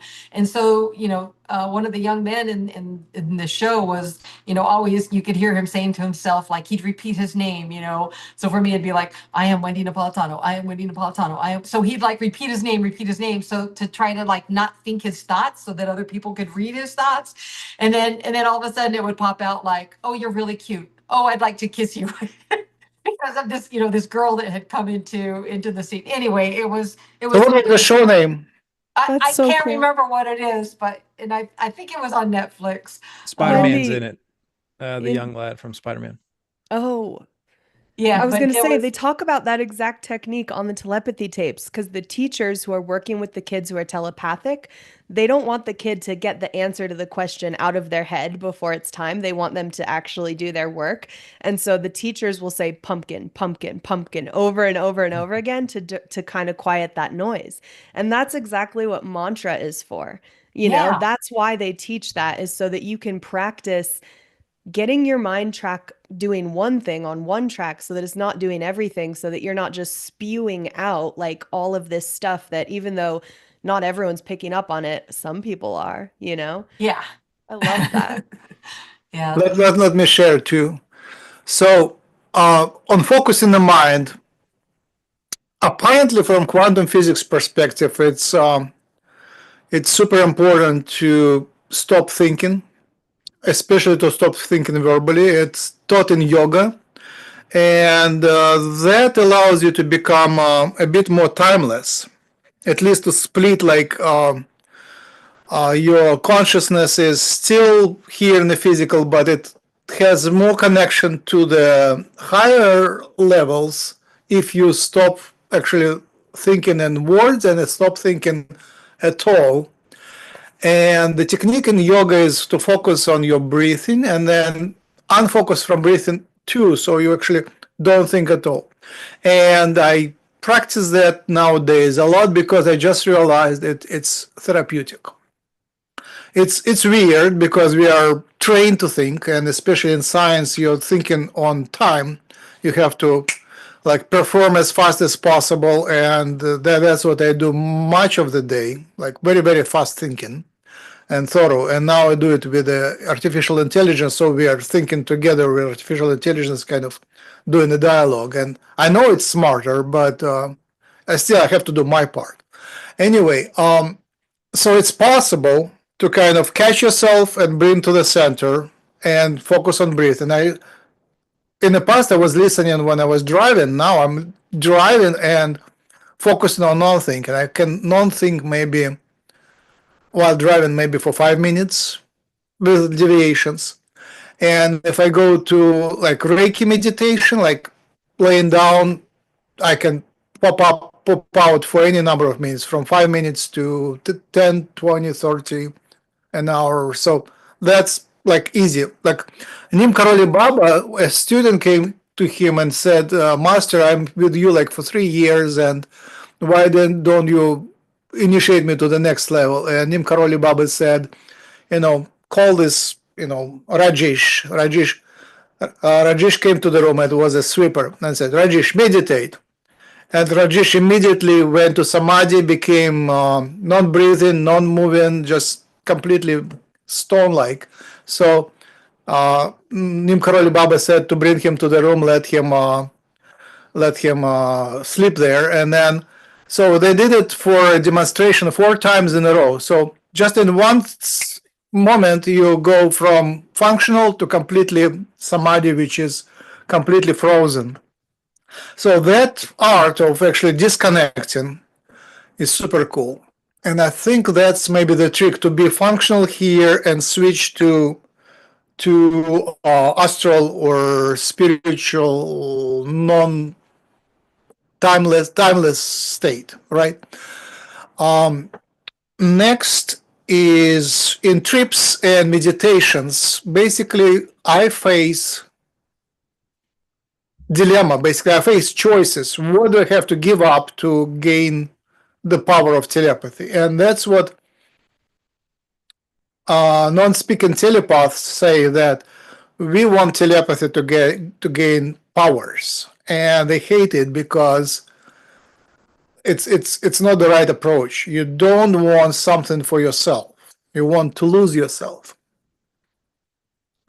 So to become actually telepathic, you have to lose yourself. You have to dissolve tons of your ego, and then in exchange you will become a servant of higher forces, and you get that power. So to get the power, you have to lose yourself. So you have to trade off, or at least a big part of yourself. And I'm facing those choices, like, what can I give up? And in many cases, I don't want to give up some of their exciting moments, like lots of them, like human values. I don't want to give up human values. I want to be successful and stuff. So that is a process, and apparently the price for telepathy went down. It's like, now you don't have to give up as much to become telepathic. At least you're not, the most important, you are not looked as much as crazy as you looked at, as you are not as stigmatized. Nowadays it's more permitted. For sure, the stigma is for sure less. Just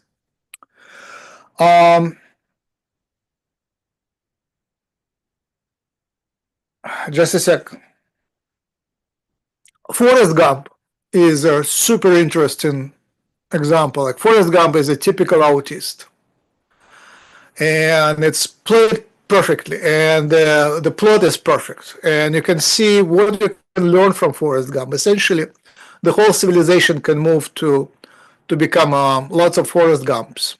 You don't have to. There are other types. Like, one of them is the Scent of Woman, the military officer. How do you call him? Do you know? The Scent of Woman? The Scent of Woman, the movie, the artist is famous. Just Google it. I've heard of it. I just can't remember who is in it. So he is like the other way, like super controlling, but as a military type, a fighter type, you still have to be connected to higher forces. So there is a lot of those, especially among caretakers of autists, who are in charge, who have to control physicality, but then they also connect through the other channel. And what was Al Pacino. Al Pacino, yeah. And Sheldon Cooper in Big Bang Theory is a typical autistic savant. And when we saw it for the first time, it was, yes, it's us. There is so much recognizable stuff. And actually, I started copying him, especially in his disconnect switch. Like, he was super fast to disconnect. Like, so, you have to do that. His friend says, you have to do that. And he says, I don't want to. That's a social convention. Oh, okay. So that easy switch from one emotion to another, I think, is actually the coming future. We have to actually be able to switch emotions, like Sheldon Cooper does. And then Sherlock Holmes in British, what's the actor? I don't know the name of the actor. Anyway, new Sherlock Holmes like 5 years ago, 6 years ago. That's the one. Cumberbund? Benedict Cumberbatch. Cumberbatch, yeah, something. Cumberbatch, Sherlock Holmes. He played an autistic savant really well, so that's another one. He's not a very admirable one, but at least we are already exposed to those. It's not something new, but looking actually at videos of actual autists and I connected to an autist on YouTube with friends. I just started talking to friends, and friends started connecting to me, so I was able to communicate to an autistic adult my age, verbal but barely verbal. So now I realize it's a very high being. It's a very super high being, very like on a level of high yogis.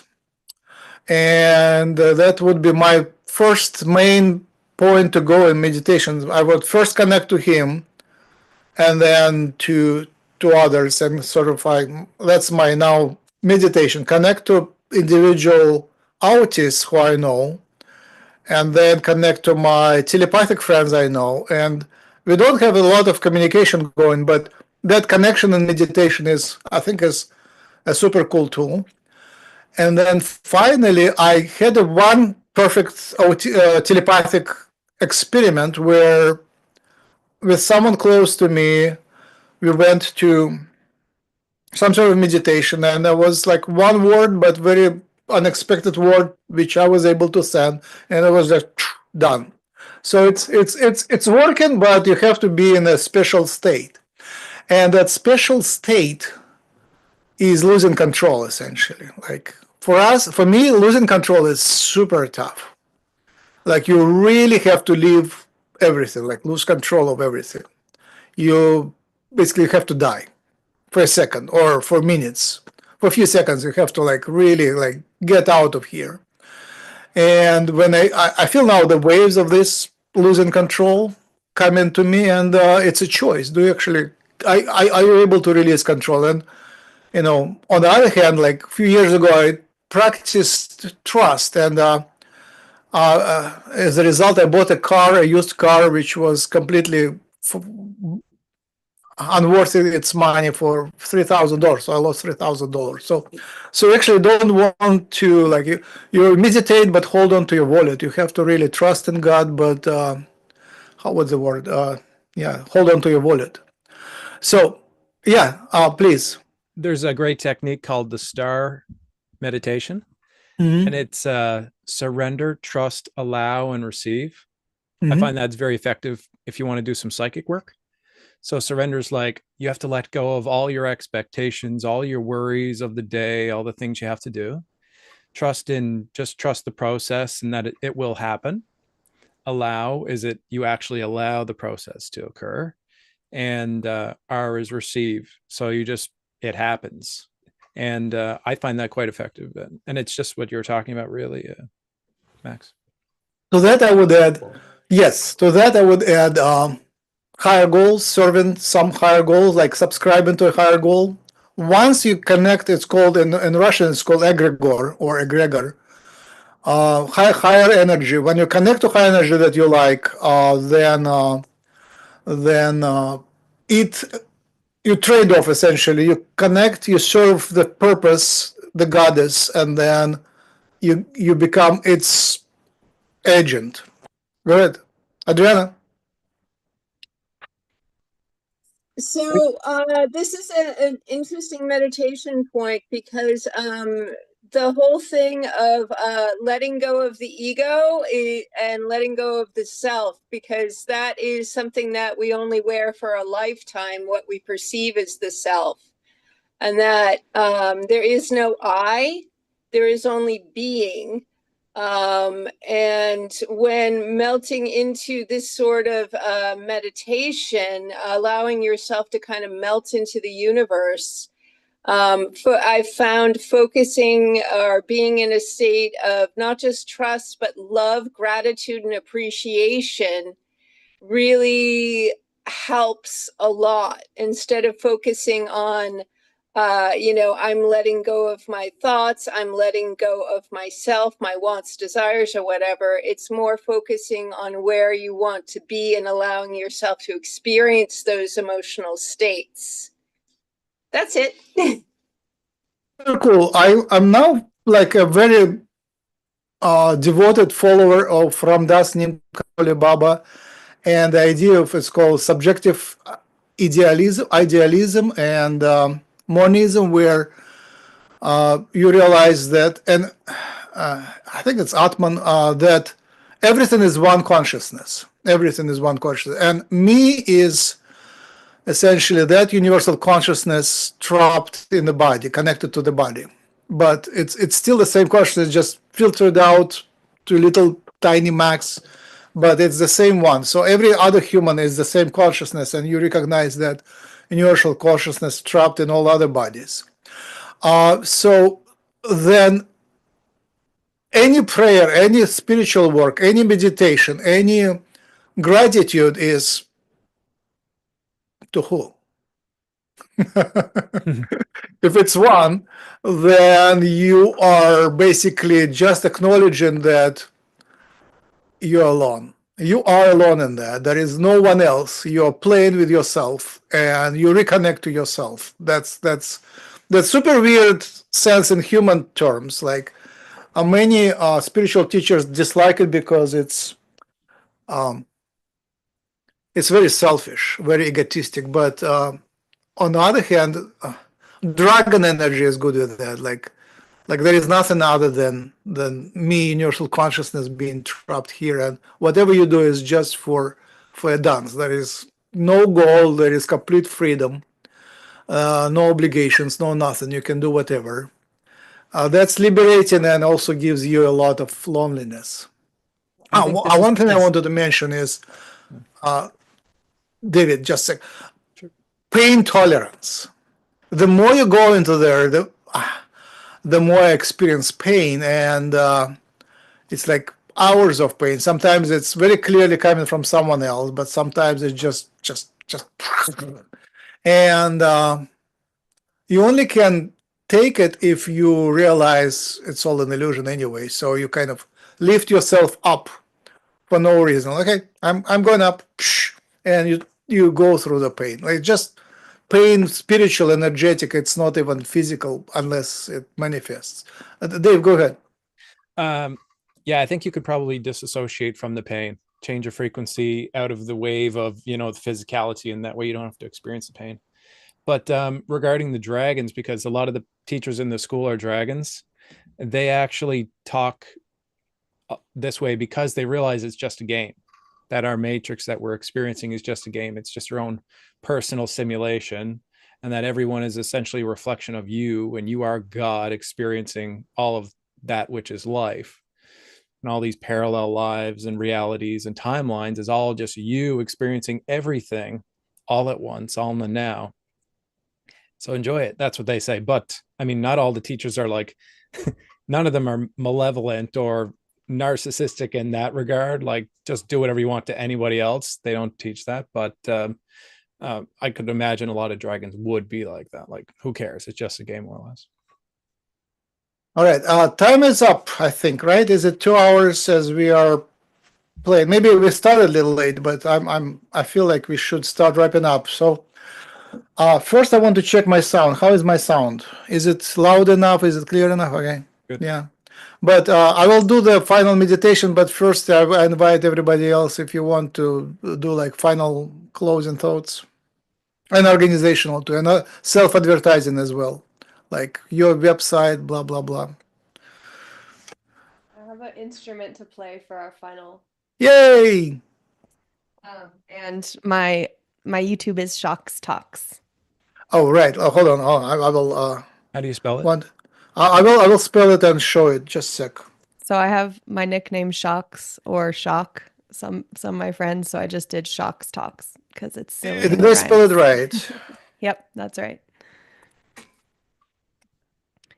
Ooh, tuning forks. Yes, we're gonna have some. No, it's missed. It moved around. Oh, now it's good, right?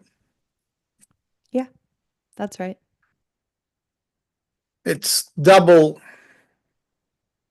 Okay. Anyway, what I wanted to say, to play music, you have to turn on original sound. Yeah, it's too hard. It's like whatever. Let's assume it will work next time. Before we start, let's prepare. I'll drive you through pressing buttons Oh to no, I'm enable. gonna play an instrument that's right here. I'm just put the mic next to it. Yeah. And Zoom filters out music unless you turn off the setting. Oh really? I think you have Yeah. to turn original sound on. And Yeah. It Well, takes let's like a test minute. it. Let's just test up it. your Tell me. music. Okay, go ahead. It filtered out. Nope, no sound. Not working. Okay. Dude, I can drive you now. If like, you can see microphone in front of you. Yeah. Right to it, like click that extension where you select audio settings next to Okay. the microphone. Go to audio settings.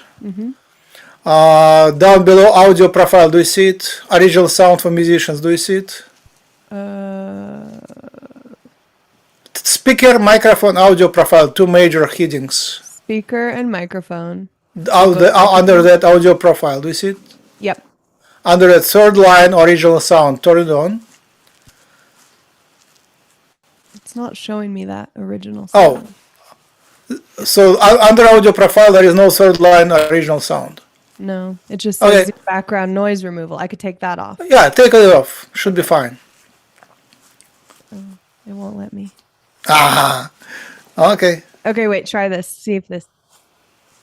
No, it's still not working. Okay, well, Do you see on the top of the black screen, do you see something like filter out stuff on the top of the screen? No? background and effects. No, that's not right. On the top, no? Okay. No. So next Oh, time I didn't we know it will did that. Okay. you will how do you say update your Zoom to the new version, and then where I showed like first thing you do that in original sound in that white window, and then on the top in the black window there you have to turn it on again. So it double switch, and then finally you can play music. Oh. Yeah, we do it for last 5 years, and Zoom is sort of but it's really good in filtering out noise. Like if there is noise around, you can actually hear the person, but it considers music to be noise. Anyway, David, your turn. Yes. So my name is David Lotherington. I have a website called thefederationlight.com. I'm a channeler and an energy healer, but I'm focusing more on channeling and teaching these days. And my goal is to help humanity to make psychic abilities common for everybody in the world. So a lot of what we do for the last 4 years, I've been mining information from the gods, higher dimensionals and galactics and angels and all that. Trying to figure out the answers to all the questions that we might have regarding how to do this or how to do that psychically, and what is the meaning of life and the conditions of the matrix. We learn about alchemy and magic, etc. And so that's what I do, like 4 days a week. I just channel for you guys, and for anyone who's interested, you can join the school for a month for free. Just go to our website, send me a message, and that's about it. That's me. Did you learn channeling from Human Colony?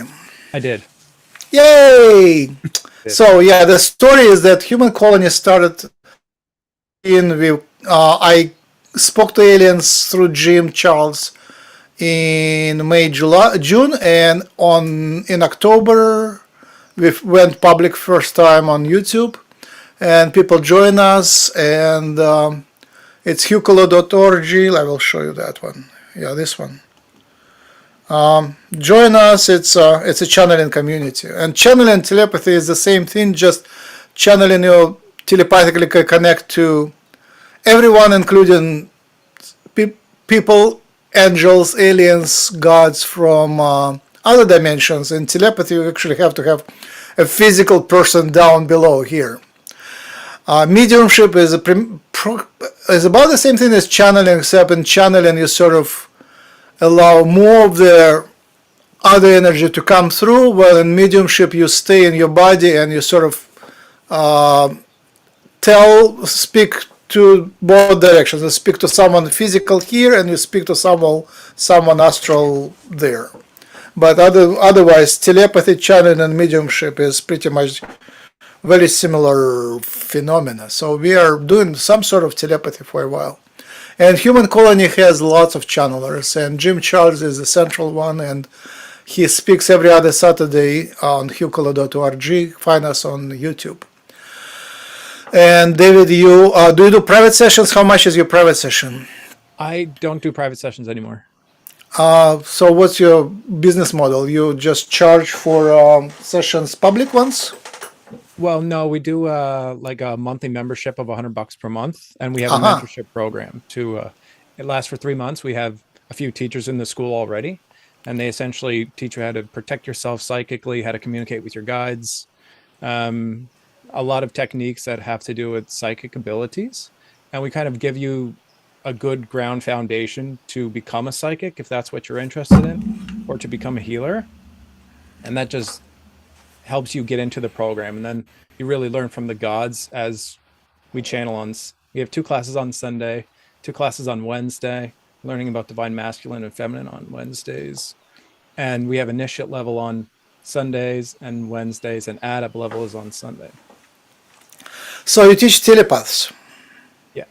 How good is your telepathic success in terms of precision and ease of telepath that you teach? So we don't work as much with precision as you would love. I know that you would love the precision part. But we really just want to get people doing the activity and doing it in a safe way, so that they don't get hurt, and so they learn how to connect to certain frequencies, rather than verification necessarily, because we can verify after.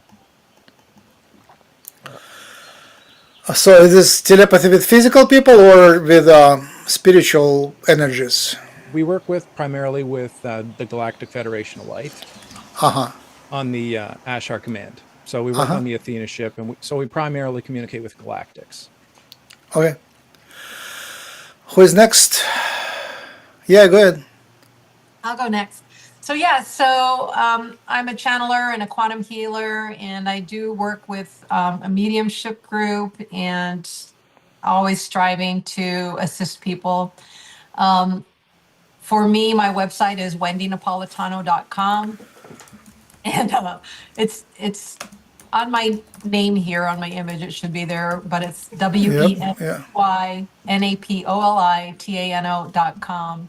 But I also take groups on retreats, and we're getting ready to have one in Mount Hood.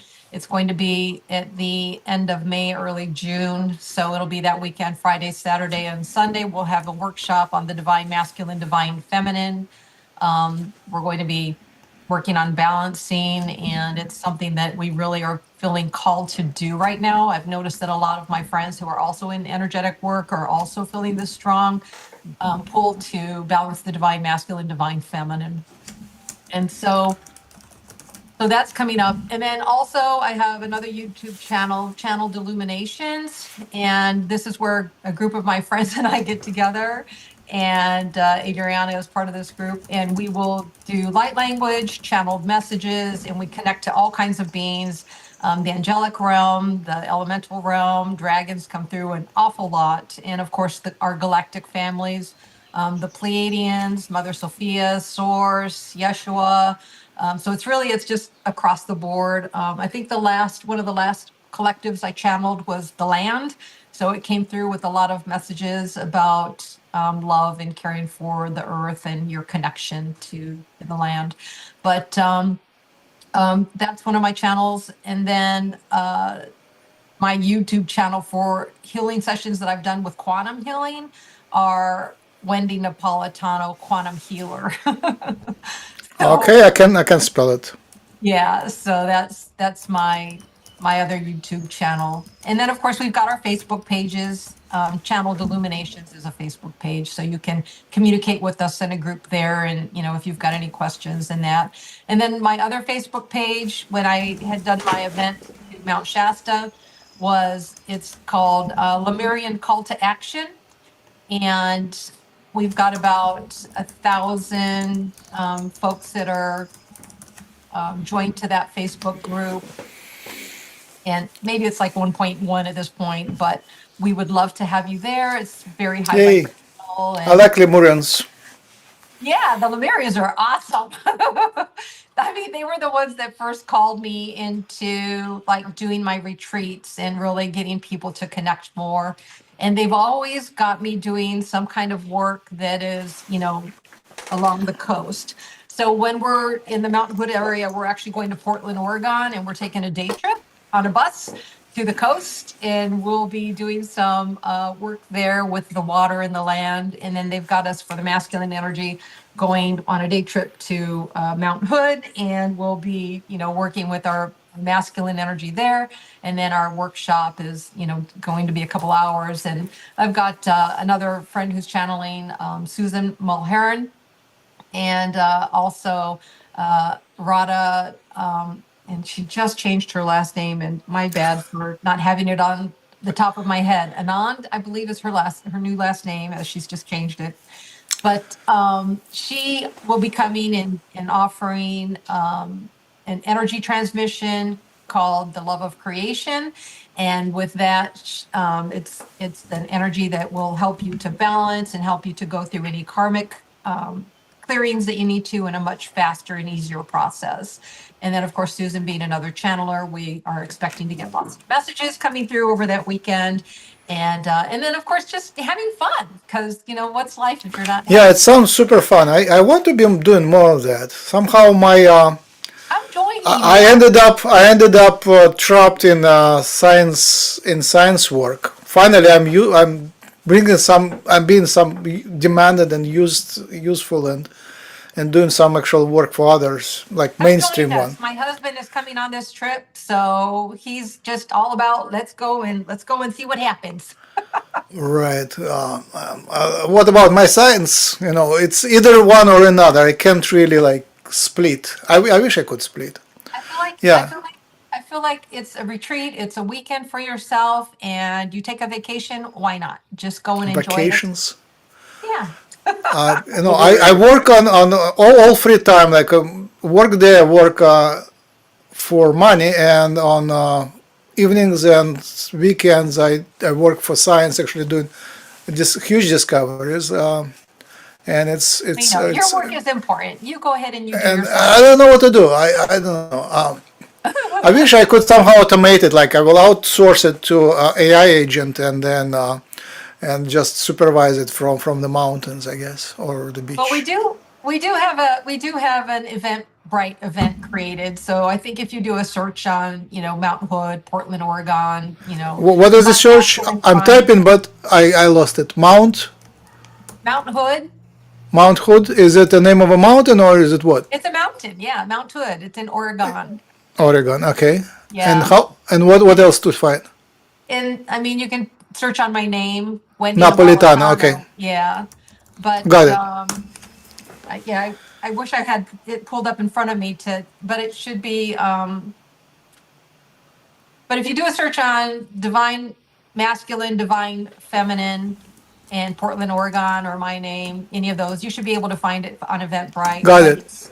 Yeah, but it's the end of May and through June 1st, and then you'll be leaving that Monday morning, traveling back home. Sounds great.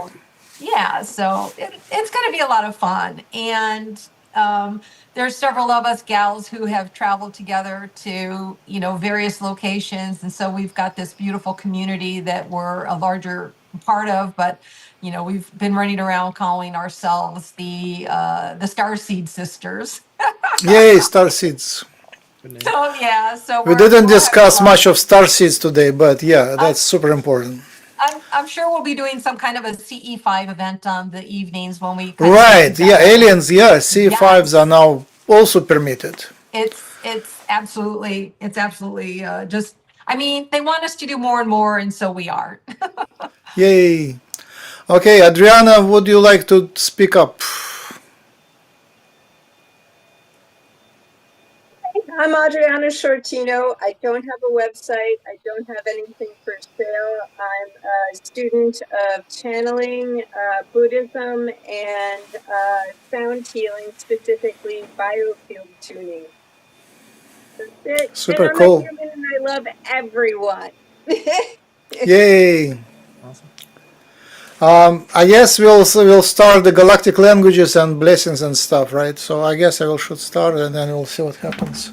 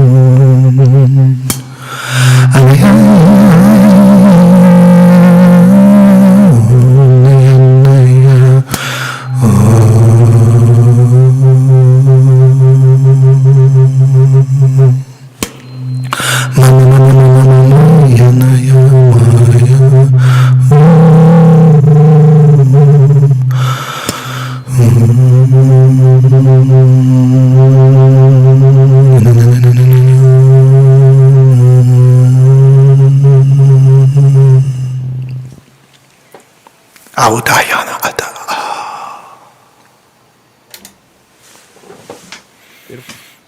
Go ahead. Me? Horror. I'll go. Let's see.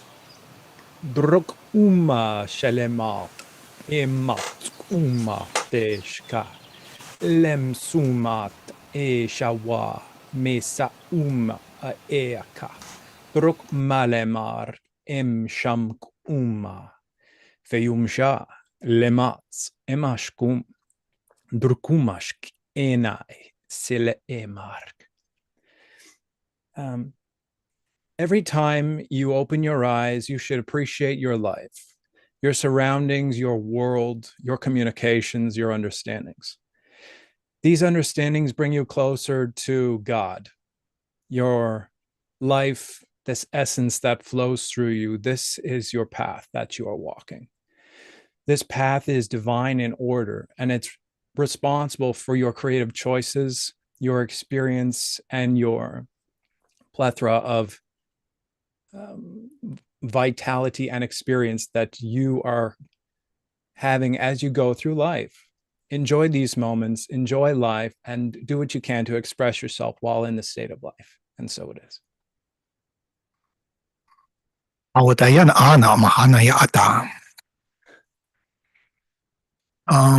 Do you translate? Whoever? I don't know. I don't have translation. They don't give me translation. So what I've taught my group is you just need to ask and then listen for the words that come into your mind. You just set your intention when you're doing your light language that I will get a translation and ask for the translation and then just hear what comes. You may only get 2 or 3 words at first, but with experience as anything, with practice, it will come through easier and easier.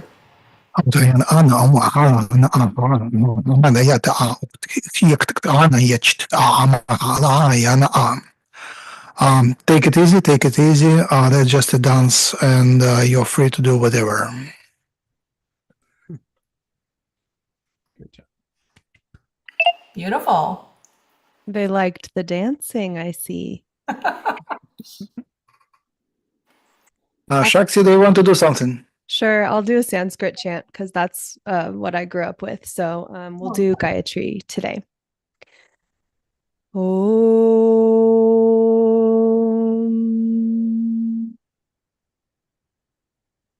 Om Bhurbhuvasvaha Tatsaviturvaranyam Bhargo Devasya Dhimahi Yo Yo Na Prachodayat. Om Shanti Shanti Shanti. May the entire universe be filled with peace and joy, love and light. Anyone else? Yeah, I'll do some light language too. That was beautiful chanting, by the way. You'll have to put in the chat or have Max type what the name of that one was so that we can look it up. Lovely.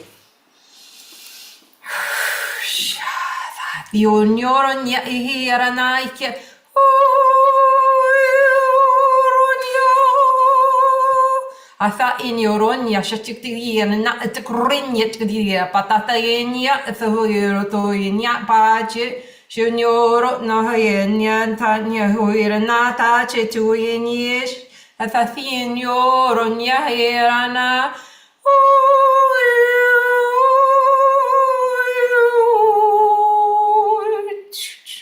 apahashuha ha sha.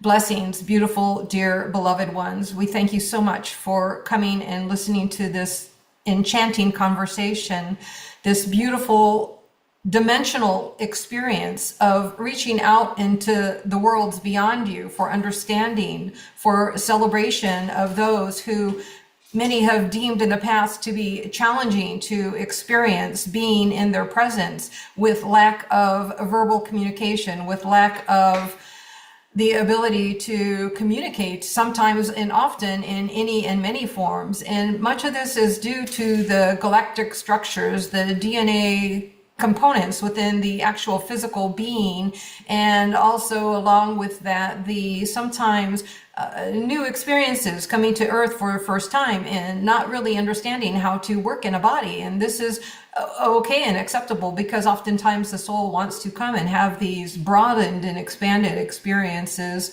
So we are very grateful for this conversation, for the love and friendship that each of you have shown one another today, although not having necessarily met everyone within this group, and yet being open to the broad expansiveness of these experiences. We do look forward to future telepathic communications, not just with this group or those that may watch in the future, but those who will be coming forward as they are stepping into these new, brighter, energetic light codes that are coming online at this time, in this time frame of coming into April and moving toward the end of this year will bring forward many experiences that the collective will say, oh, I always thought that was only psychic people that could do that. And they will find their experience broadened as well. So we are very grateful to you in this moment. I come to you as a Dhamma. Also, the toning that was given to you earlier was provided by the Hathors. They work in sound energy and healing, as does this channel. So we are very grateful. We are very grateful and honored to be in this energy at this time with all of you. Our blessings. My gosh, my heart is beating so fast. Thank you. Hold on. Thank you. Adriana?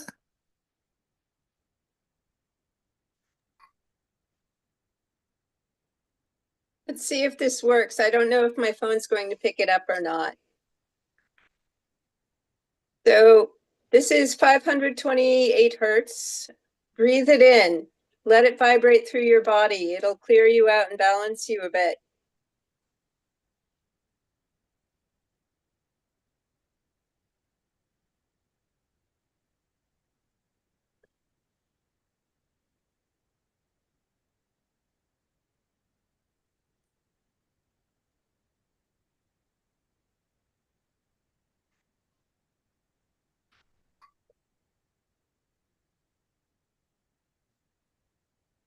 And then this one creates the Schumann resonance.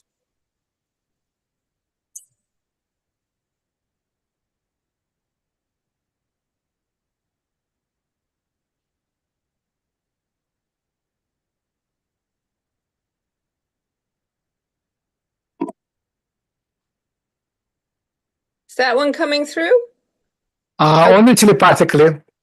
I mean, I'm doing the telepathic webinar. Okay. Don't filter it out, so you have to guess. Not hearing Yeah, it with that my one ears, but doesn't we were pick up, getting but it that's all right. telepathically. I'll do some light language, or I'll try. Like I said, I'm a student, but I think it's good to be brave and try, and that encourages other people to get over themselves. Okay. Okay.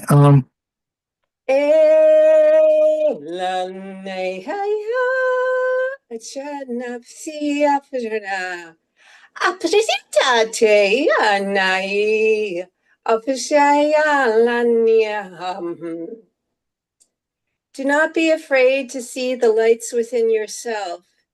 Carry your heart a little higher and let go of the fear. Fear is not yours. It is an illusion. It is temporary and passing. Feel the strength of your own breath and your own vitality. Come back to the center of yourself and realize that you are both yourself and one with all things. There is no contradiction. We are just simply a leaf on a tree, and that is beautiful. Celebrate all that you are. Much love. Much love. So I think we are pretty much done. So you can find me at max@maxrempel.com, and if you want to be included in invitations, just write to me, and you also can connect to me on WhatsApp. That's my number on the screen, 585-705-1400. I'm lately very interested in connecting to Latvia, and if anybody is from Latvia, please connect to me. I would be interested in visiting there. So that's, I think, our third or fourth webinar on discussing the telepathy, and I think we will be doing it more, and especially because we're so wonderful guests, it's so much easier to do when you're talking to each other instead of talking to the black screen, hoping that somebody will listen. So I'm publishing it on hucula.org and Hucula channel on YouTube. So join us there. But to subscribe and invitations, go to that. Email me, please. In the past, we were just publishing our links openly, but nowadays with tensions and bots, it's impossible to.